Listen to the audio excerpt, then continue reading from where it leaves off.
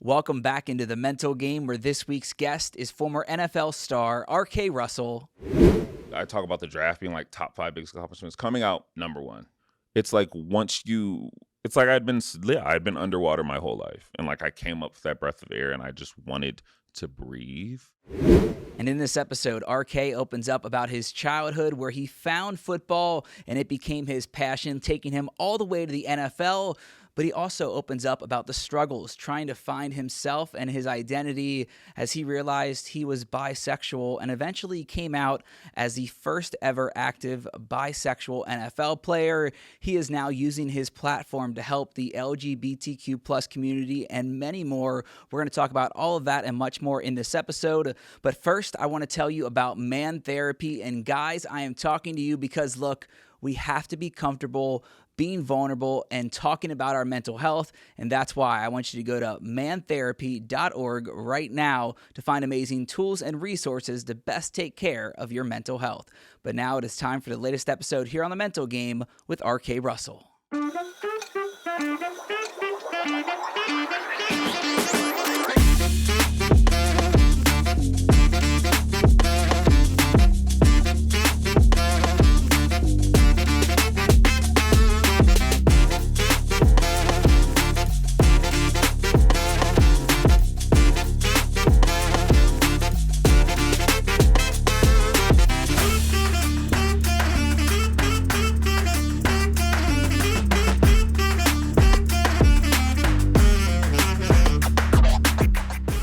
Welcome back into the mental game. As you can see, sitting next to me, I have a very special guest, former NFL defensive end, R.K. Russell. Thanks so much for coming on the mental game, man. Hey, appreciate you having me. I feel really small sitting next to you. I interview athletes all the time. It just doesn't get old. I am 5'8" on a good hair day. Oh, that's a great size. Okay. How tall are you? 6'5". Okay, yeah, you're a little taller than me. I want to show this for everyone watching. If you're listening, the Huddle Men's Journal. This came out this May, helping men through their mental health journey and kind of just giving them that game plan. We're on the mental game now, so it fit perfectly. Perfect alignment. Yeah, thanks so much for coming on. I want to talk about your NFL journey, your personal journey, coming out as the first active bisexual football player in the NFL.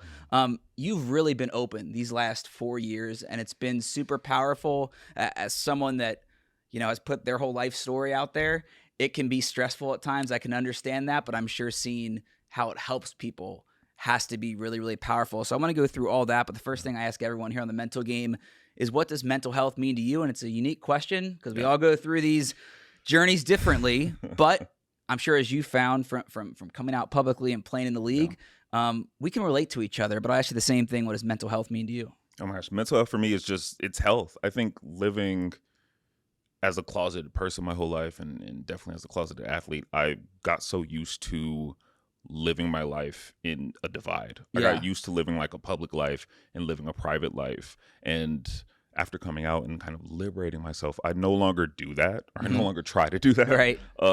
So I try to do that also with health. I try to do that with physical health and mental health and emotional health. I try not to divide them anymore. So mental health for me is just health. Like I look at it the same way I look at nutrition, the same way I look at like a workout routine. Yep. Like it is a part of overall health. So if you're not taking care of your mental health, then you're not healthy. And what do we do when we're not healthy? We seek doctors. We go to the gym. We seek treatment. So mental health for me is just health, and it should be seen that way.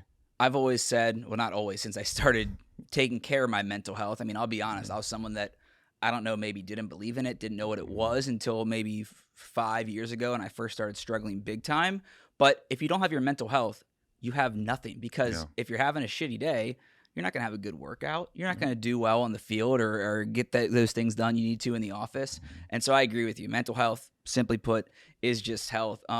Your journey, we talk about identity when it comes to football, your sexuality, post-football career. What was your identity growing up as a kid? Were you somebody that always dreamed of playing in the NFL? I think your dad played basketball, and so that had to influence it. But what were the dreams as a kid? What was your childhood like? Oh my gosh, my dream as a child was not to play football. Okay. My mom tells this story, I think, because it embarrassed me before, and now I'm like, it's whatever, because played in the NFL. But she loves to tell the story of me being a little kid and her wanting me to play football so bad, and me telling her I didn't want to play because I didn't want my clothes to get dirty. I love that. Yeah, she loves it as well. I'm a pretty boy, so I get it. I mean, my clothes were nice. I think it was a valid thought as a child of like, I know she's not going to buy me more clothes if I mess these up. Yeah, exactly. Sorry to interrupt, but no, like that was my thought process. And my first career as a guy, I want to be an astronaut. I loved the solar system, and Jupiter was my favorite planet because it was so much bigger than all the other planets. And I was like bigger than all the other kids, so I was like, this just makes sense. Then I wanted to be a dentist, but no, growing up for me, it was a lot of like alone time. A lot of the times, I grew up to a single parent. I had a stepfather that raised me till I was 6. Then he passed away due to a drunk driving accident. My biological father was not in my life for the majority of my life. So a lot of time it was just me and my mom. And when she was working 2 jobs, 3 jobs to support me and raise me, it was really just me and my thoughts, me and myself. We moved to Texas when I was young. I was born in Buffalo, New York. We moved to Texas after my stepfather passed away. And though I had some family there, that relationship also wasn't the best. Yeah. For different reasons. You know, you uproot yourself and move into someone else's space. Sometimes it's not always the best living relationship. And things happen. So, you know, football for me came a little later in life. It was a place where, one, me just being big and being in Texas where they worship football kind of just aligned. And 2, it was like a promise of having brotherhood in a sense. Like I went from being this child that spent a lot of time alone to being a kid where it's like I had 50 plus brothers. You know, I had no father figures to having like coaches who were constantly, you know, on my ass, but in the best ways possible, and like when it was best for me. And I went from being someone who no one really knew to someone where like people were asking me how I was going to do on Fridays at the game and like what was going on, and being very interested in my life. And that meant everything to me growing up. It's something that you hadn't experienced before, having, I don't know if constant attention, but some attention, people actively and openly loving and caring about you, which is powerful. And I think too, the parallel with that is it seems like even starting at a young age, you had so many different chapters of fighting an alone feeling for whatever reason, and also traumatic event after traumatic event. When did you first become aware of, hey, I'm struggling a little bit emotionally? Those nights when you were alone, right when you moved to Texas and don't think you have friends, or maybe getting into high school, did you feel that alone feeling throughout those times? Oh my God, yes. I mean, the human experience, you know, unfortunately comes with a lot of suffering. Yeah. Mine especially, I grew up with abnormal circumstance. I dealt with grief very young, when I had no concept of what life and death really were. Right. I remember being 6, 7, 8 and having this loss of a father figure and not even knowing how to process it. I talk about writing being like a huge part of my journey and a huge part of my mental wellness now, and like a therapeutic thing for me. And even back then, it was like the first time I really wrote anything was like writing a letter to God about like what that loss meant to me, and like trying to understand why it happened and what it even was, and how I was supposed to not just cope with it, but like what it meant to be the man of the house all of a sudden. You know, that's something like I heard a lot as like a young black man in America is like, now you're the man of the house. And, you know, it was a big responsibility for like at that time, like an 8-year-old to hear something like that.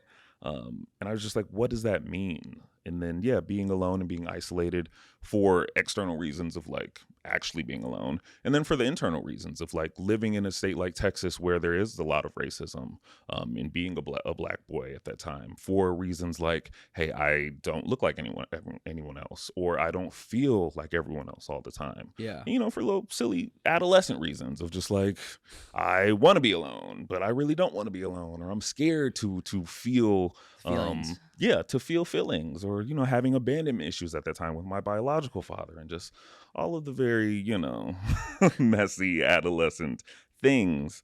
But it's always there, like that constant push and pull of wanting to be loved and not knowing if you are worthy of love and not knowing if you're capable of love.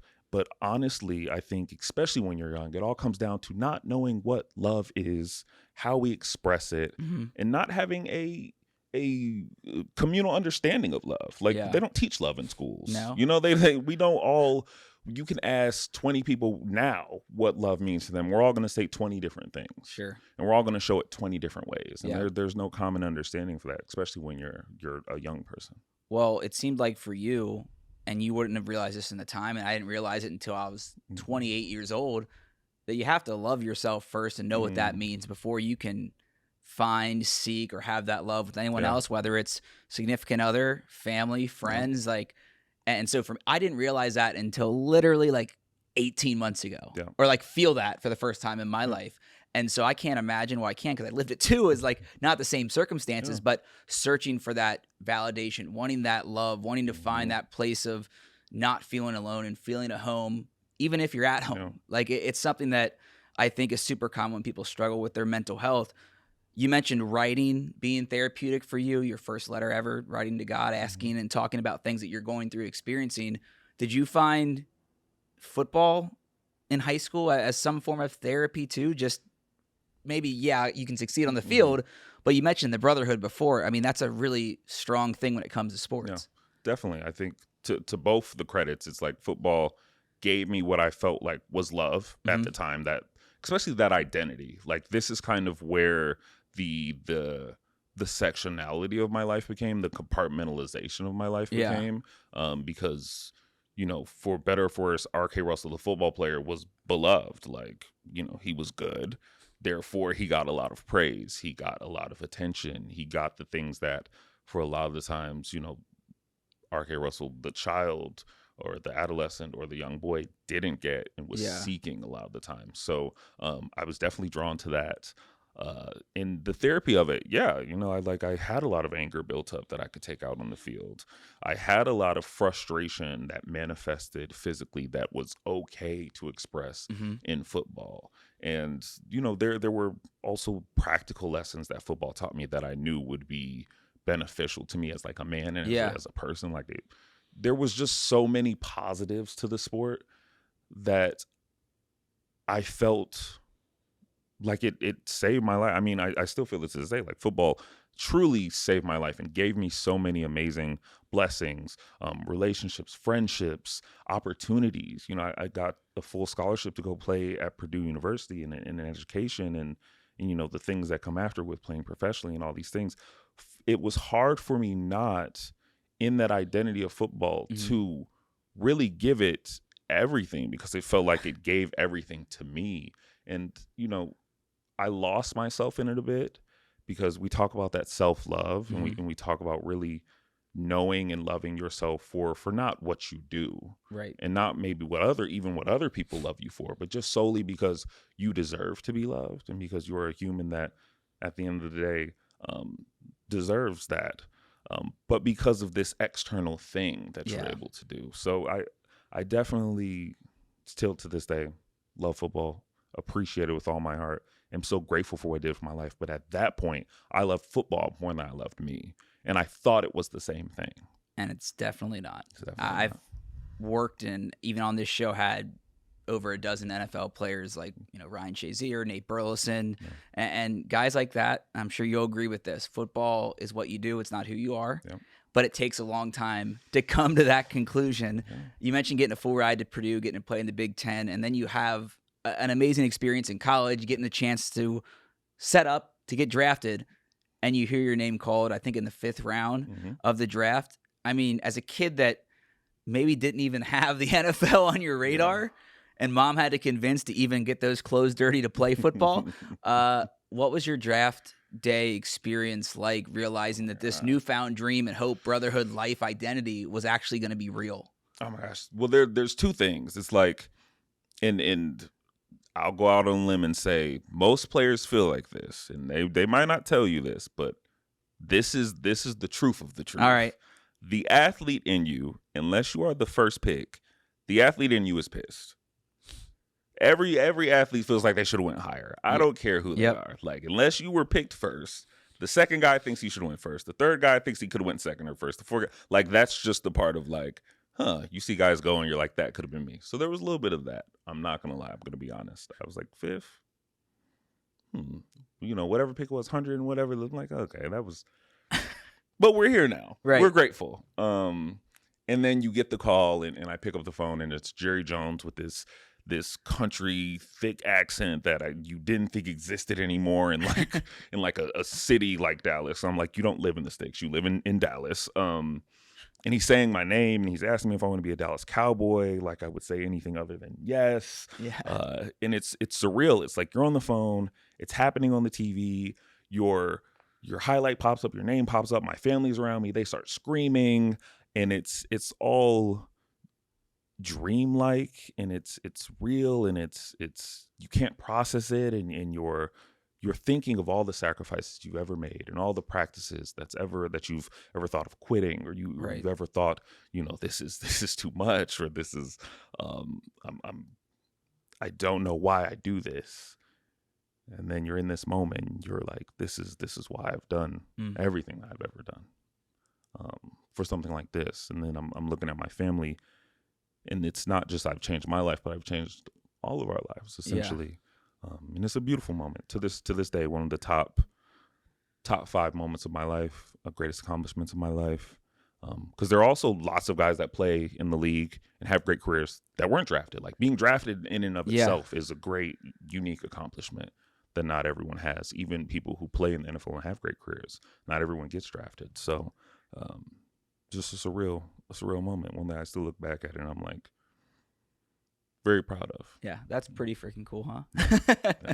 It's memories like that and moments like that are understandably going to stick out maybe as a top 5 or different than others, because it shows all that hard work paying off, that new dedication and love for football. And so you get to play 3 years in the league. 3 years in the league. You played first with Dallas and then go to Tampa. Yep. You're playing on teams that have high expectations, that have won championships before. As a kid that had that alone feeling and felt maybe all this internal pressure personally, as a professional now, having that type of performance-based job, what was that like adjusting to it? I mean, there's a lot of pressure in Texas high school football and playing in the Big Ten, but it's a little bit different in the NFL. How did you feel that pressure and that feeling inside? Oh my gosh. Yeah, the pressure, they say, pressure makes diamonds or it bursts pipes, and that is true in the NFL. I mean, there's at every step of the way you're playing the best of the best of the best of the best of the best of the best. Like, there is no step down anywhere, from guys' preparation to their recovery to their nutrition to their, obviously the play on the field. And the difference isn't, like strength. The difference isn't necessarily speed. The difference isn't necessarily technique. The difference is literal centimeter, a literal inch, a literal second. Yeah. The margin of error is so small, and it's something that the speed of it also is something that takes a little second to adjust to. Not to mention just the wear and tear on your body. Sure. It's a little different now because college guys, they have the playoffs, they're playing a little more games. But when I went to the league, it's like I was used to playing, 12 games. Maybe you get a bowl, maybe you do a little extra. Then I got to the league, I was playing, preseason games.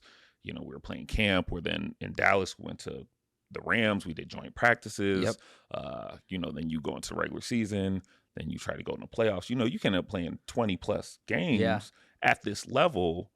You almost played double the games you played in college. My body, you hit a wall. Sure. There was times where I was literally rolling out of bed and like crawling to the bathroom to try to like get myself going. So it was tough physically, mentally, emotionally. And all the while, like, the world is watching you. All the while, your family is like looking for you to provide for them. All the while, this is also a dream, and it feels unfair for you to view it as anything other than that. There were times where like I really felt like I couldn't be anything other than grateful, overjoyed, ecstatic, because this was my dream. And there was times where I just wanted to vent, where I just wanted to be upset, where it was just like it was too much for me. And I felt like I couldn't express that because everyone was like, "Oh, but you're playing in the NFL." Like, this is great. Also being a big, strong black man. Yeah, it's like just like, no, you're fine. Like this is what you wanted. And it's like it is, but everyone needs help. Everyone needs someone to lean on in a time where they should be able to be vulnerable. Mm-hmm. And we talk about mental health and those things. It's like there are resources in the NFL that were there for me that I wish I would have sought out Or known about. Or even like, they kind of tell you at the beginning, like we have, with the rookie symposium, and you kind of like, you step in and you have that initial team meeting where like you meet, Sure. the team like psychiatrists and all the people and the counselors, and like, they tell you, hey, this is my office, this is Ryan, but like you don't, that's kind of it. Yeah. The season starts and everything's football. It's that's what we're here to do. I wish it would have been a little more attention to that part of it. We talk, like I said, I talk about health just being health. Yeah. The attention was very much on the physical health of things, very much on mental preparation, not necessarily the mental wellness aspect of it. And I think I suffered on that. When the game, at that point, I feel like it's 90% mental. Like, physically, we're all doing what It's we're... the mental game. Yeah, literally. I'm like, physically, we know what it takes. Yeah. That's how we got here. Mentally, it's completely different. Right. We're not 20-something-year-olds anymore. Like, you playing grown men. Like, I was in a locker room with, people who had full family, children, married for multiple years. Like, I walked in that Dallas locker room, like, Jason Witten came in literally the Monday after we had a game on crutches with a boot on, like, could barely move. Next Sunday, he was out there catching touchdowns. I was like, how? I'm like, how did this happen? Right. It's nuts. It was insane to me. But, like, that was the league I was in. Yeah. Nothing could have prepared me for that other than, like, being there and taking full access of all the resources that was available to me. And I didn't do that. The point in your life then where you get to achieve this new dream of playing in the NFL, you're realizing maybe some of the emotional, mental hurdles, struggles in your life on the field, off the field, just when it comes to football. But then you start to struggle with other identity. Mm-hmm. How did coming out just to yourself and realizing that, when did that happen? Was that throughout college, realizing something through dating? Was it through, young professional life in the NFL? Because I think identity, and you have many identities. We all do. Yeah. You're a human, number one. Mm-hmm. You're a black man. You're a bisexual man. You're a member of the LGBTQ plus community. You're a football player. You're just a loving person. There's so many identities that come with it. But when did you start realizing that identity maybe was different than what you felt earlier in life? Yeah, it was definitely for me in college. It's like you walk into college and the like mantra is like, this is where you can experiment. This is where you can like discover who you are. This is, that's kind of the slogan that a lot of the general population of college kids gets. Like I said, being a football player and being there through the blessing of being a football player, like being on scholarship, I already had the football identity. I already was like full 100% in on the football identity. It had given me so much in my life. Football also had become like a shield. The identity also had become a shield for me. Being a black man in America, I'd use football as a way to avert racism in my life at that point. There had been moments in high school and beyond where I had been pulled over by cops or stopped by law enforcement for reasons or for what seemed like no reasons to me. Times where they were looking for young black men who did not fit my description, who did not have the clothes that I had on, but wanted to stop and talk to me for whatever reasons. Right. And I knew very early on to tell people that I was a football player, to somehow let people know I was going to practice, whether I was going or not, or that I was leaving a game, or that, I've had officers look me up just to see that I was the player that I was saying I was. I knew very early that people valued football. Yeah. That I wasn't at that point just a black adolescent boy on the street. I was number 99, such and such football player. And then I had value to them in that way. Yeah. So I'd always, like I said, I was all in on football identity, 100,000%. It was a shield for me. Getting to college and being encouraged in any way to explore other identities was new. And I don't know. For me, it's like once you realize you're not straight, it's kind of like Pandora's box. It's like, okay, you're not straight, and there's kind of no going back from that. Yeah. But being bisexual, there was a lot of misinformation, because as I'm understanding this attraction to men or to the same gender, I still also have this attraction to women. So I was confused in terms of like, okay, can I go back? Like, is this curiosity? Is this, you hear sometimes about like our female counterparts or women who can kiss girls, and it be just seen as like, oh, they're just drinking or having fun, or like this is just something like girls do sometimes. And then they can be like, for women, it's just not seen as like a thing. It's not forced to be labeled sometimes. Yeah. Like for some men, it's even like attractive to men. But for us, like, there's not really that same liberty. Yeah. My thoughts then were like, okay, well, if bisexuality isn't a valid identity, which was the information I was getting at the time then, and I'm still attracted to women, maybe I can stop. Maybe I can just like, not be gay and go back to being straight. I also had a relationship at that time with a young woman that I very much liked and saw a future with. I'm in like the midst of all this questioning. Yeah. I'm in the midst of all this confusion. I'm in the midst of valid information, misinformation, my own research from sources that weren't really sources. I'm talking to people who are both straight and gay, giving me wrong information on both sides. And all this is happening. And I go to practice one day.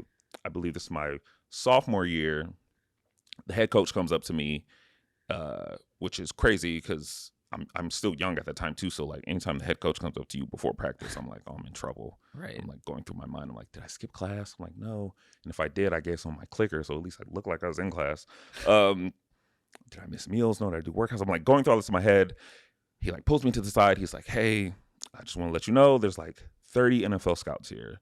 I'm like, okay. I'm like, well, I'm a sophomore. I don't know why he's telling me this, but I'm just like, okay, I won't goof off. Like maybe he thinks I'm like gonna mess things up for somebody.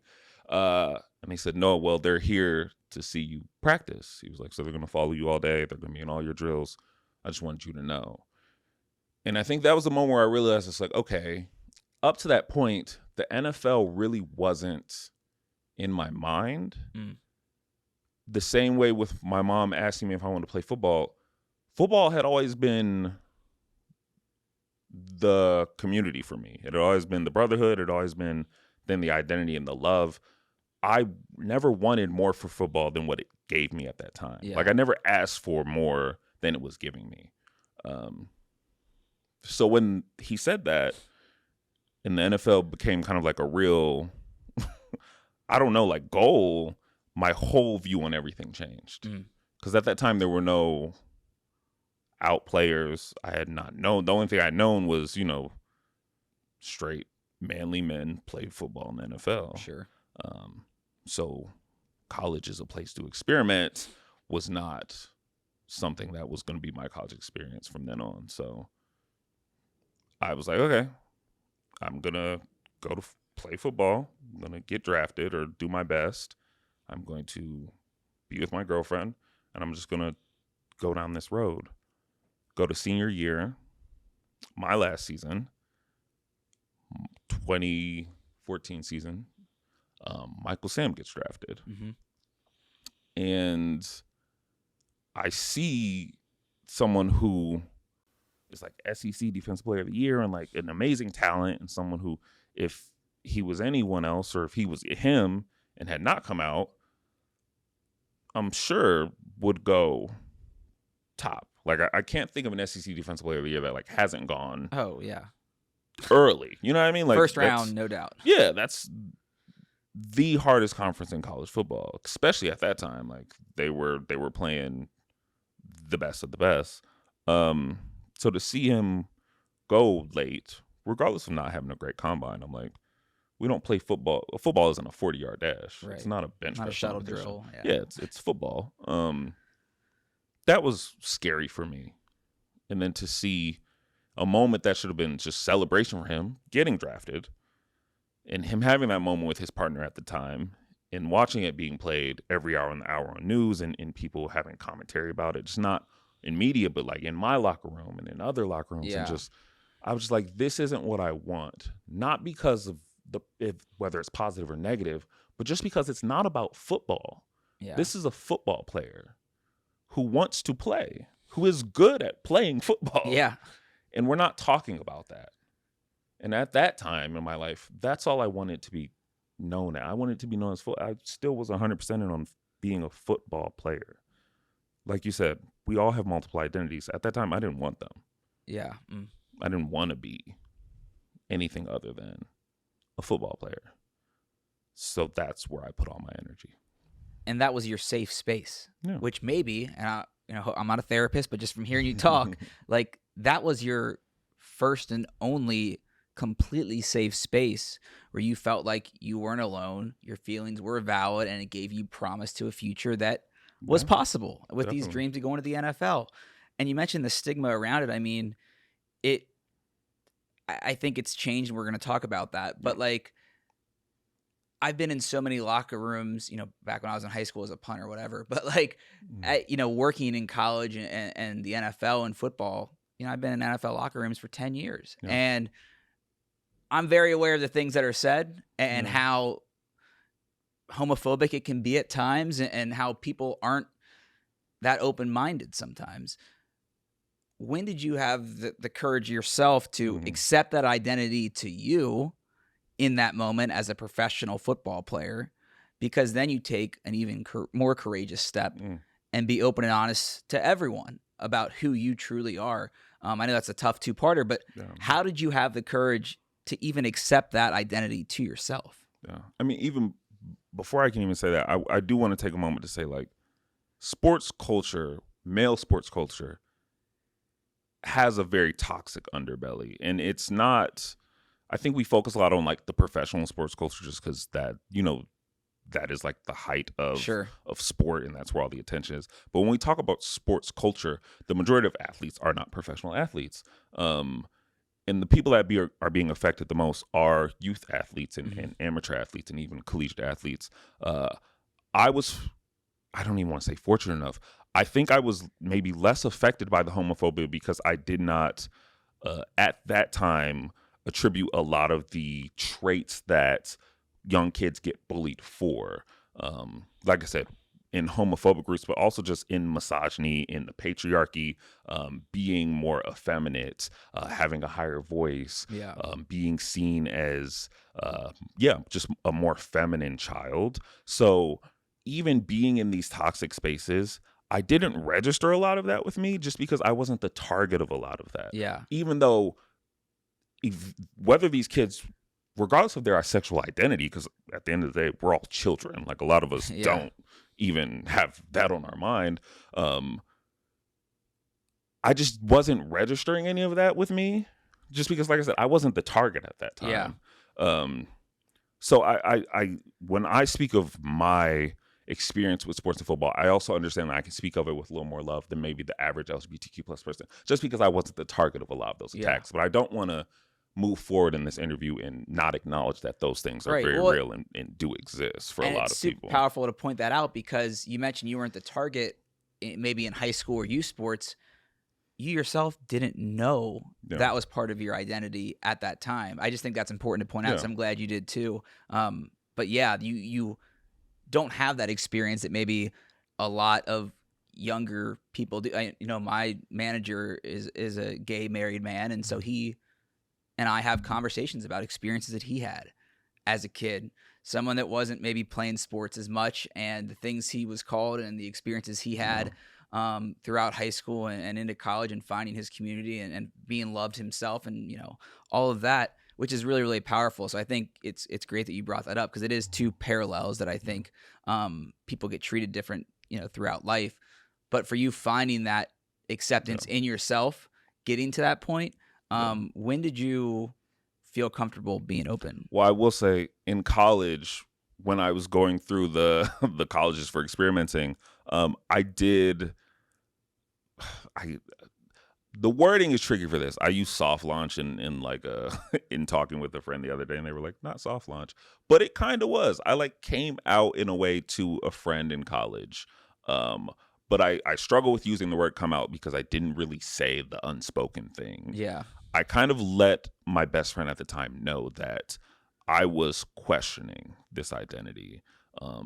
His name was Joe Gilliam. He was a football player. He was my roommate at the time. He's my best friend. He played defense with me at Purdue, and we were playing Madden as we always do. I was kind of in this moment where I was beginning this relationship with this young woman at the time. I also had my first experience with a man, and both were good for me. Like both were appealing for me. I was very much. I thought once I had that experience, I would have more clarity. Yeah. I thought it would be like very clear. I was like, I thought I would like one more than the other, or it would just be like, okay, cool. Now I know. I had the experience. And I was like more confused than ever. It was like apples and oranges. I was like, okay, what the hell? And I just needed to express that to someone, because at a time where I was hoping for answers, I got more questions. Right. And I just felt a little lost and a little hopeless. So in expressing with this person, just like that I didn't know, that I felt more lost. And just hearing a friend who embodied all the things that I feared in this identity, like being a football player and being a young black man, and also being like very religious, like he grew up in the church and all these things, and hearing this person who I was so close to tell me in this part of my journey that like that didn't matter, and that he would just love me and was going to be my best friend regardless, and like no matter what was going to happen, that he was going to be there for me, meant the world to me. And you know, as a young person at the time, that's kind of all I needed. I was okay. I was like, I got my best friend. Yep. We're good. At that time, I was like, I don't need to come out to anyone else. Like, I got my person. And that was my first experience in like telling someone and what that liberation could be like. Fast forward to 2017. I'm in Tampa. I'm playing at Tampa at the time. My best friend Joe and his wife, who I grew up with and I introduced him to, they call me up. They want to celebrate Joe's birthday in New York City. It's the off season, so I'm like, okay, cool, let's go. We get to New York. Joe is having issues. He tore his MCL in college. He's having some issues with the same leg. Yeah. So we just think it's that. But we're all here in New York, so we want to have a good time. His birthday's also the same week as like St. Patrick's weekend, so New York City is a mess at this time. Yeah. So we're navigating. The next day we wake up, he cannot feel the leg completely. We're still trying to figure out what we're going to do. The following day, the numbness has moved from his right leg or left leg, I cannot remember, to the other leg. So now he has numbness in both legs. The following and last day, or the day before last, supposed to be there, the numbness has now moved up to like his abdomen. He's struggling to like move at all. We're scared now to like get on a plane just in case it's like a blood clot or something. Right. Like we don't want anything to happen to him. So we go to a hospital in New York City. Like I said, there's like the parade going on now. It's like, it's just awful. I'm also in an unhealthy place mentally at this time. Like I come out of like a breakup with my first boyfriend ever, which dating is terrible. Sorry, that was not how I wanted to say that. Dating can be terrible. I agree. With the wrong person. Yes. And then when you're dating the wrong person in secret, that's, I think, adds an extra layer, because the people that love you and can be there for you and support you and protect you and help you heal even, you're stealing that opportunity from them because you're not letting them know. Right. So that was happening for me at that time as well. We take Joe to the hospital. He ends up having to stay in New York for several months for them to run tests. I have to go back to Tampa because at this time we're having OTAs now. Like where mini camps starting, like all these things are starting. They can't figure out. They have to open up Joe's back to figure out what's going on. There's a tumor near his spine. They take a culture of the tumor. Tests come back. It's cancerous. We find out that Joe has stage 4 spinal glioblastoma. I believe is how you say that. I've never looked up how to say it because fuck cancer. the season starts. I'm starting this season, and so I'm going through. I've now kind of like come out of like a breakup where like I've tried this identity thing again. It's been awful. I like no longer want to be bisexual. I no longer want to be any sexual. I no Yeah. longer want to associate with any person in a romantic sense. This is my biggest year. I'm starting. It's my contract year. Like, Yep. I need to do well. My best friend is fighting cancer. Mhm. I had lost my grandfather to cancer at 15, so like I'd already been familiar kind of with like Right. cancer and the stages of things of cancer. Week 4 of the season happens. Thursday night football. Tampa Bay hosts the New England Patriots. Tom Brady and the New England Patriots. Sorry, you have to say Tom Brady Right. first. Tom Brady and the New England Patriots. Spare you the details on that. I get injured first half. I tear my shoulder, dislocate my shoulder and tear it really bad. I missed 2 weeks of the season. One's a bye week, one's a regular week. We play Arizona Cardinals. I think they beat them, which is good. My shoulder's a mess. I put on a shoulder harness, play the rest of the season, essentially with one arm, because I shouldn't have played the rest of the season, but I need to play to get the contracts. I make my shoulder significantly worse. We go from having the prior year when I played with Tampa, one of the top 5 defenses in the league, to now not so great of a defense, not so great of a team. We missed the playoffs. I do scans on my shoulder again. Like I said, significantly more worse. My doctor tells me he doesn't know if I'm going to be able to throw a football like with my kids in the future, let alone play football again. Jeez. So with all that great information, I go to the coaches, hoping for like, gratitude for the sacrifice and a new contract, which looking back, I'm like, that wasn't smart. And they tell me, we appreciate it, everything that you've done, but we don't know, how you're going to be health-wise, so we can't sign you to a new contract in good faith. Right. So we wish you good luck on your next journey. So I am released from the Buccaneers. I have surgery on my shoulder. It's supposed to be a 4-hour surgery. I go under and I wake up 9 hours later. Yikes. So that was crazy. I do rehab. I visit Joe multiple times. He continues to lose feeling in his body. He starts to lose the ability to speak and you lose his hands. By the end of 2018, by September 11th, 2018, Joe passes away. And I think at that moment when I've lost now football in a sense, my best friend who knew me, like who knew all of my identities and who I let like really see me in this way. And I lost kind of this football identity where when all else failed, I kind of ran to this safe space and like hid in this place. And I'm forced to be me and realized something, that I've never stood in like what it meant to just be me and like loved that part of me. I'm kind of like left with this decision of like, okay, what am I going to do? And it's weird because like it sounds stupid when I say this, but like when you suffer something so traumatic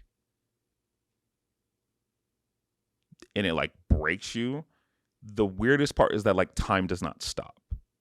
Mm-hmm. It's like that the universe and the world like does not care. Yeah. Like it's hard to think and to breathe and to fathom life, and yet the days keep coming and you keep waking up and life just keeps like happening. And eventually even the people that love you, eventually they're going to expect you to be you again. Eventually you're going to have to be a son to your mother again, and a brother to your brothers again, and a coworker and a teammate, and you're going to have to function like a human being. And I had to decide since life is going to move on, am I going to be an active participant in this life? And what is that going to look like for me? And who am I going to be? And am I going to love that person? And it was a decision that I didn't make it in one day. It was a decision where I had to constantly kind of like try out life and see if it was worth me living it. Yeah. I moved to LA. I literally packed up a car and moved and called my mom on the way. I was like, I'm moving to LA. She's like, when? I was like, now. I'm in the car. I started writing more poetry at first, and then different things. And I started dating people as an out bisexual man. Now that like football was what I thought was like in the kind of more the rear view, I was like, I'm going to just kind of do that and see what happens with men and women. And I was in LA, so that felt a little better. Like women were more receptive. I was also afraid like dating people as bisexual, like women would not be open to dating a bisexual guy. And I got a lot of that from both sides. Men too. Like a lot of men didn't want to date me because I was bisexual. Some people fetishize it, which is a whole different issue. Yeah. But I started doing that, and that felt better for me to say it too, just to like claim it for myself. Yeah. And then I started experiencing grief. Then I started experiencing joy outside of football, which was nice. And I had high highs and I had high lows, but I realized that like I could have high highs, which was nice. Yeah. I met a man who I was like obsessed with, who's now still my partner for 5 years, going on 5 years. No, we just hit 5 years. That really helps. Yep. And when I met him, I got a call from the San Francisco 49ers, I think a month into like getting to know him, to come and do a tryout. And I told him, you know, he didn't know anything about really like football at that time. And I was like, you know, I'm going to go do this. And if this works out, I'm going to stay. Like when you get a call, like you've talked, like, you know, you get the call, it goes well. You don't go back. Right. Like, you stay. You go to practice the next day. You're either there for 12 hours, go on a plane ride back, or you're there. Yeah. And that's what I told him. And, you know, being that we're both men, I you know, what was that going to look like if I stayed? Like, were we going to date secretly? Like, was it going to be another, like, was there a future for that? Could you be you? Yeah. Like, am I making the same decision? Am I sacrificing all these other identities again to be a football player again? Like, am I going to literally repeat the same mistake over again and kind of make the same dangerous dynamic where I put 110% into one identity that I know cannot fulfill the vastness that is like my soul. The tryout goes actually really well, which I just needed for me from the shoulder injury, from the question of will I ever be able to do this again? Right. The GM comes and meets me, the head coach comes, like all these people come, which I've never also had at tryouts, so that was nice. And they were like, hey, we really love what you did, but like the player that we thought was hurt, he just got back from the hospital. He's like not as badly hurt as we thought. So we're just going to like shuffle the roster and just wait till he like recovers. But if something happens, we'll call you.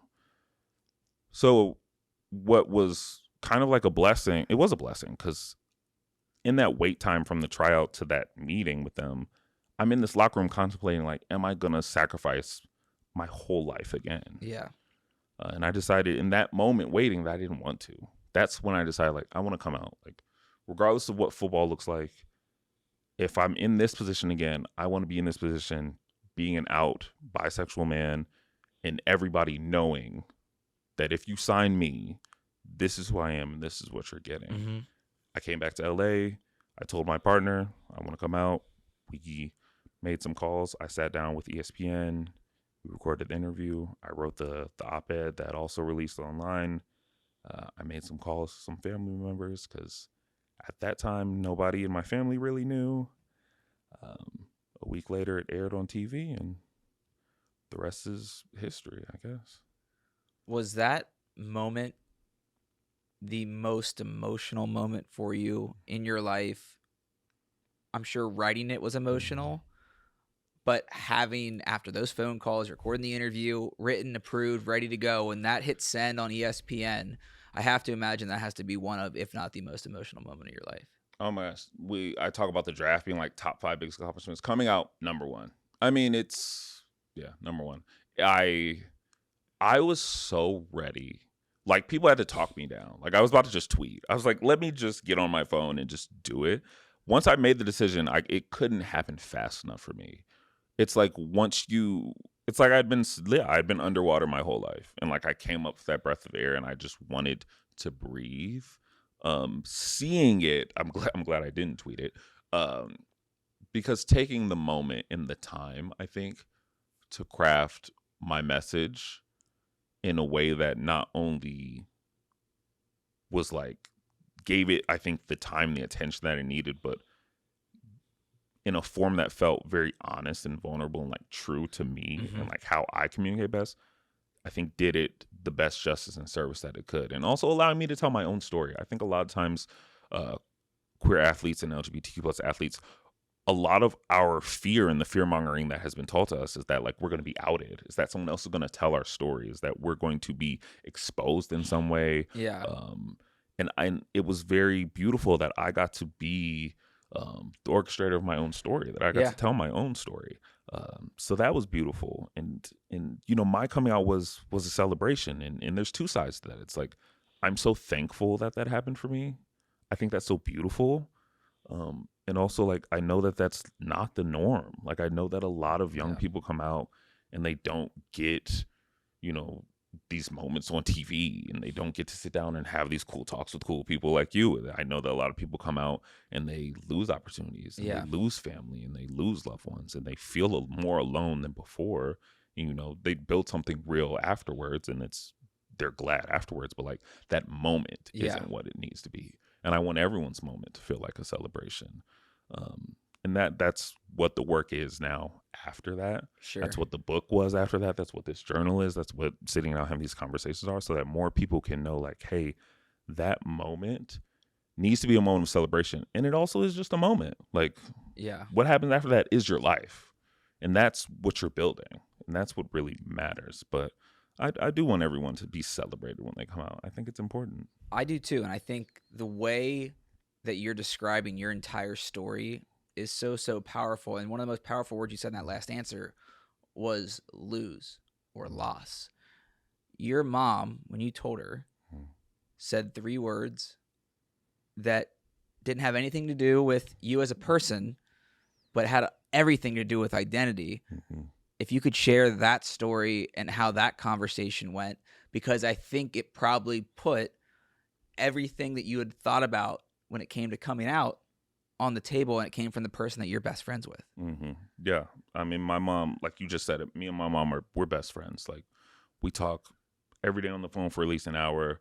I've now kind of like convinced her to move out here to LA, which I never thought would happen, which is so cool. But yeah, she's the closest person to me in the world. And I knew that coming out to her would, one, be okay in the long run. Like, I knew there was so much love there that would be okay. But I also knew that it would be a shock to her, because I knew that we were also so close. Yeah. That there would kind of be the feeling of like, why didn't you tell me? Why couldn't you tell me? Is there a reason you couldn't tell me? You know, it would feel like a betrayal in some sense. And I could empathize with that. So the way that I told her also like wasn't the best way. I was a young person trying to do the best that I could, but if I could do things differently, I would. It was the night before the ESPN interview was going to air. I called her on the phone because we didn't live in the same states. Didn't want to FaceTime because I was nervous. I told her I had to tell her something, and I told her not only that I was bisexual, but that was like the double whammy. It's like, I'm bisexual, and this is going to air on national TV tomorrow. And, you know, she took a minute, she took a pause. But the first thing that she said to me, which was, looking back on it, makes so much sense, because it's the thing that I said to myself my whole life, and it's the reason that it took me so long to get there. But it was shocking coming from her. because it just wasn't what I wanted to hear at that time. Right. But what she said to me was, "What about football?" And it's a mirror, right? It's like it's the question that I told myself. Like it's the main reason I didn't come out most of my life. It shows that like I not only blended my own identity with football as a Khaleesi, but I've set up my life where everyone around me has as well. Like myself and football have become so intertwined that even the people who love me see it as one thing. And also it's a valid question. I mean, football is the way that I was feeding myself as well as my family, like had provided a lot of my life. And I just didn't want it to be the first question. I just didn't want it to be the first thing. You know, you want that moment to be,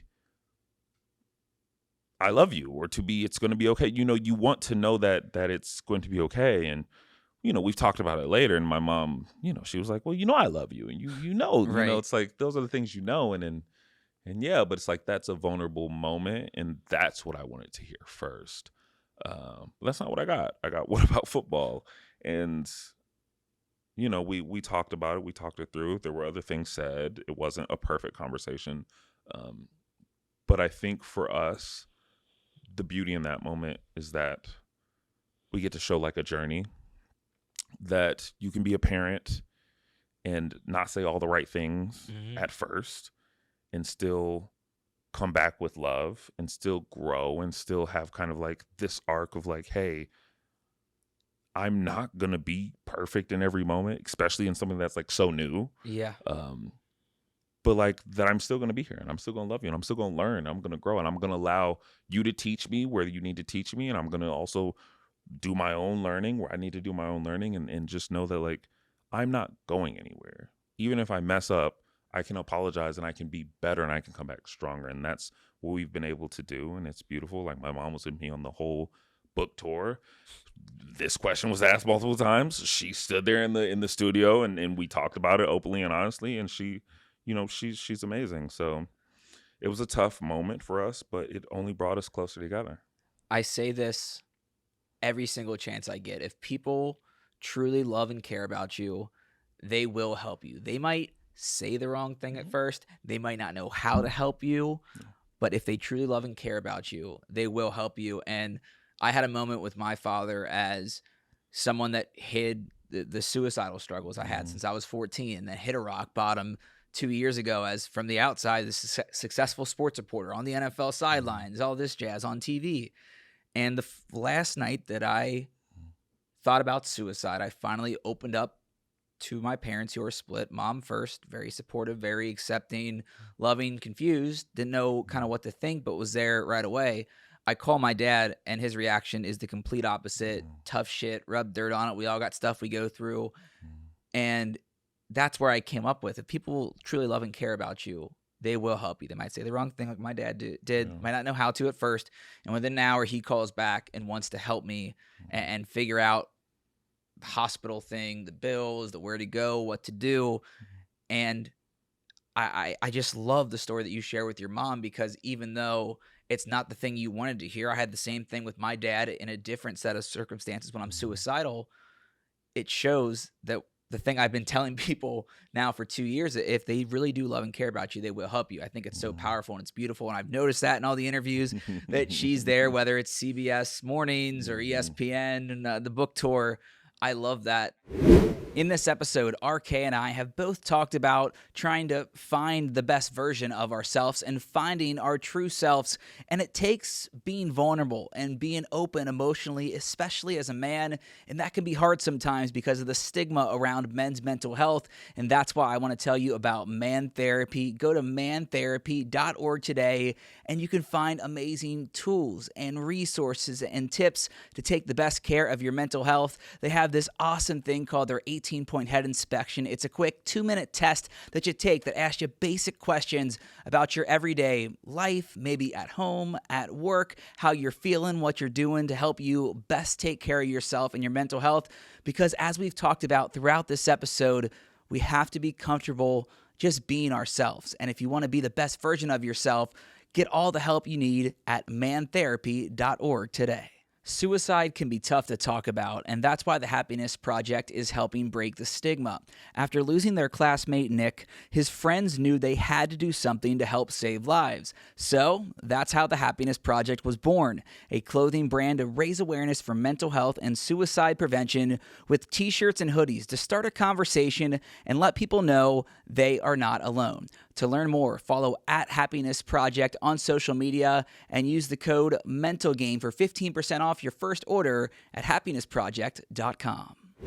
The celebration that you talk about is really, really powerful, but I also know the football journey didn't happen after that. Do you feel a certain way about coming out and not playing in the league again? Is there I don't know, regret's not the right word because you want to be yourself, but part of yourself is that football identity. Did you struggle with that afterwards? I'd say, I don't know, the journey with sports I think is different now. I mean, the call is just different. Like, for me, I wanted the call to come from a team. Like, I wanted it to be like, hey, come and try out and be a part of helping us on the field. That call never happened. The call came from the NFL.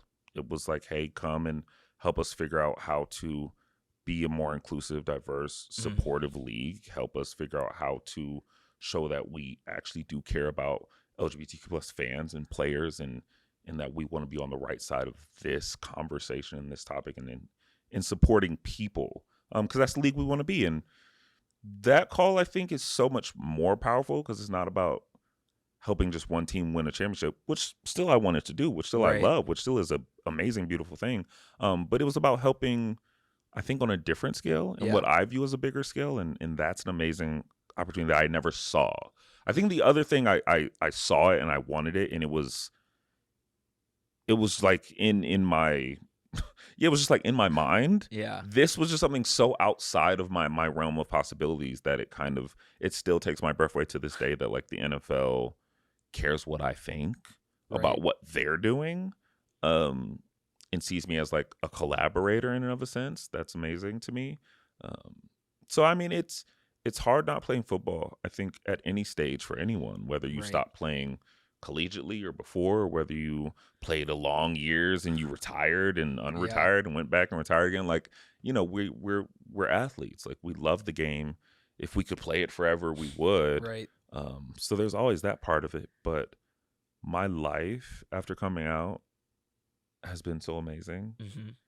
It has been so beautiful and fulfilling, and everything I've done since, the joy from it has been amplified because I know that I've done it as my true self. Yeah. There were times where I had success in the league, great success, that felt hollow to me because I wasn't having it as my full self. And I don't want that. It would have been great to have that after coming out, but I can't play the what if game. I can't live in the hypotheticals. I can only live the life I'm living now, and it's so beautiful that I don't sit here and you know, second guess that.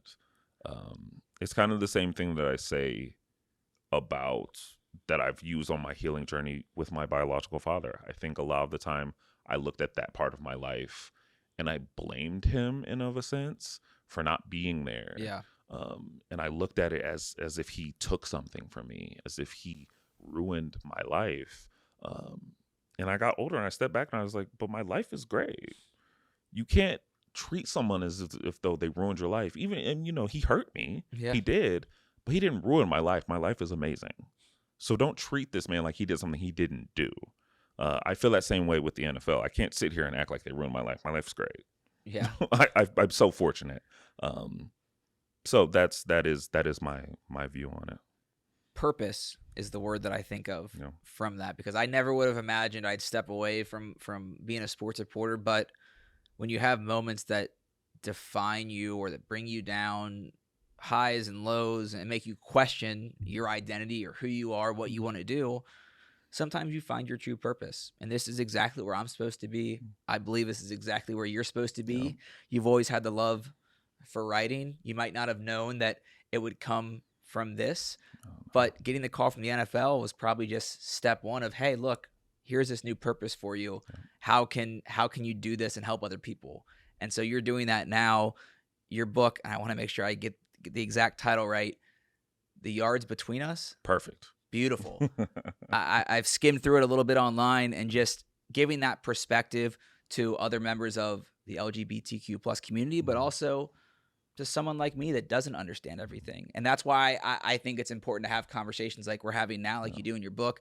My manager and I mentioned he's a very open, gay, married man. And there's things that I ask him that I'm just trying to make sure I like understand life perspective, and also some of the things that we talked about earlier that can be tough on someone in that community. But this is your true purpose. And I see the smile on your face. People that aren't watching, when you say purpose, he smiles very big because I think you agree with me. Yeah. But what has that journey been like, being able to share and help other people? Oh my God, it's everything. Like you said, purpose is what life is about. When you're a young person, it's like, of course you don't know your purpose. You're trying to figure it out. You're trying to enjoy life. Yeah. I do want also young people to just enjoy life. Yep.